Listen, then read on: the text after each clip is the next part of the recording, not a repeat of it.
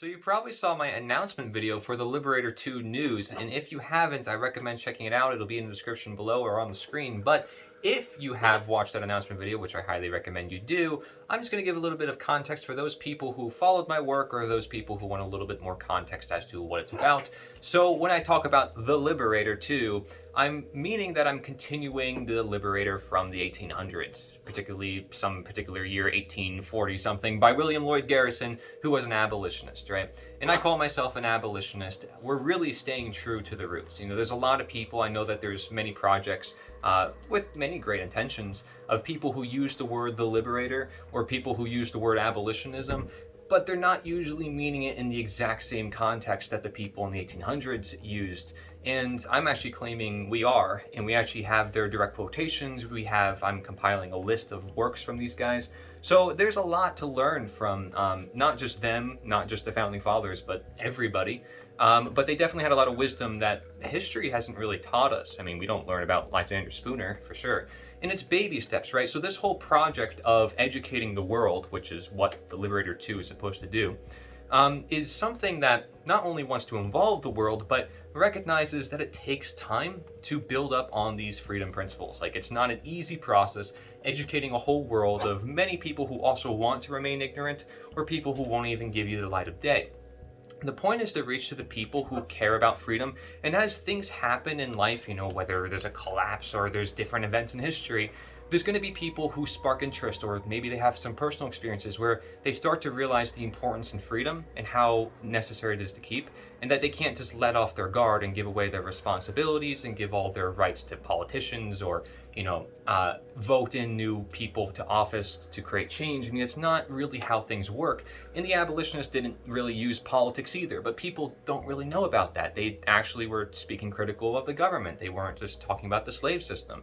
They saw that the government was connected to the slave system. So if you followed my work, you would probably know a little bit of context about that. In my book, Slavery Gone for Good, I discuss a lot about that, and half of the book is just quotes from abolitionists.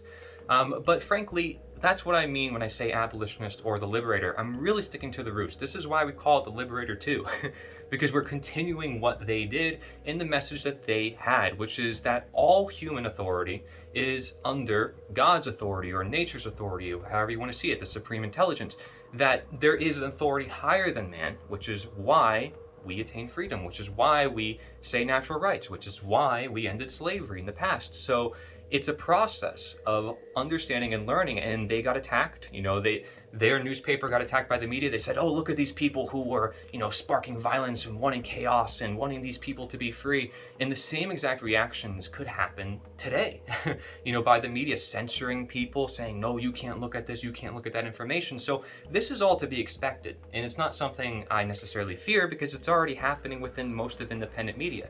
The difference is with this independent media is that anybody can be a part of it. So, it's not just InfoWars or Natural News or, Green Med Info or all these other ones out there. I mean, they're reporting mostly the news or symptoms, or maybe they're looking at one thing like just medicine or just politics, or maybe they're promoting a candidate one day, the next moment they're not.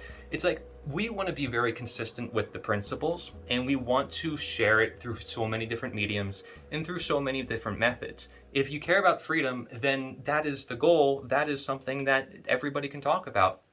And so it's not a really hard thing to understand. This is why we create a quiz on the website, and I recommend you take that quiz, because the quiz is something really interesting. It's something you can say, hey, take this quiz, and it asks people questions. And they find out, am I actually supporting slavery, not really realizing I am, because of the morality of the situation. So, when I say morality or education is the thing that gets us to freedom, not a lot of people can see that tie until they start looking at history. They start looking at Mark Passio. He talks about it, calling it the law of freedom, right? Saying that it's a universal law, that as morality increases, freedom increases. As morality declines, freedom declines. There's a lot of people who talk about this. But it's a very core link that not a lot of people necessarily consider. So I just wanted to make this little video talking about this. I went into partnership with William Douglas. Now, many of you probably don't know who he is, but I found him online just looking up the Liberator. And he has a website, a blog website called the Later Day Liberator. So he's Latter-day Saint, he comes from a more religious background, and that's perfectly fine with me because, again, he agrees with the fundamentals, the principles, and he's very reasonable. He really backs up all his articles. I recommend checking out his website, thelaterdayliberator.com, because you'll see, he's written about every subject, and he's got like detailed approaches. He even told me, he's like, I got to learn how to make my articles smaller because it's more important to reach the newer crowds. And that sort of is like within this process too. If you notice on the website, there's about a 1,000 word limit per article send. So you can send us an article. Just make sure it's not, beyond 1,000 words. And even myself, I have to be careful with that because I like to write. But it's something that helps us keep things minimal, keep things short. I'm still going to be making, YouTube shorts or TikToks or whatever to try to get the message out there. And I'll make them of your videos too when you send in articles. So there's a lot that could be done. And I want to just create so much collaboration. That's the goal with this. Is it leeching for me to take other people's content and put it on my channel? No, because I'm taking their content and making it better, and they choose to participate in it voluntarily. And in addition to that, even if they don't choose to, I'm still going to be producing my content. So it's really up to them. It's just a matter of impact. I don't see how anybody can lose when more people collaborate together. If the message is what matters, then the message is what matters. I don't care if, some people get famous off of the message or whatever. It's not about the fame. It's about the message. So we're going to keep things generally very free and very independent as much as possible. That being said, there might be some monthly costs and costs that we don't really realize come into the equation. And of course, there could be some different feuds that happen. That's going to happen if you have any organization or a bunch of people coming together. So just some things to just be aware of, right? There's monthly costs through email subscriptions, there's website costs, there's domain costs.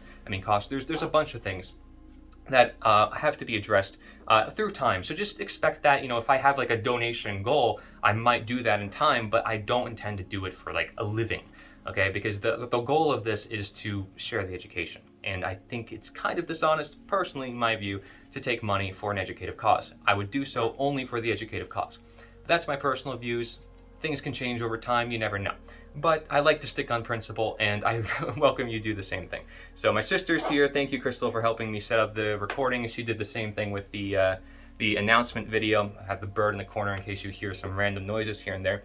But generally speaking, I'm going to have a lot of green screen stuff, so we're going to have a lot more professional stuff in the future. Maybe we're going to set up interviews, and I encourage you to do the same thing, because as media, independent media, this is what you are, in the Liberator 2, you can literally go to a place and say, hey, I'm reporting for the Liberator 2, and I'll be like, you are, because everybody can contribute to this. Frankly, I'm opening the door, as long as obviously you keep it generally respectful and somewhat professional.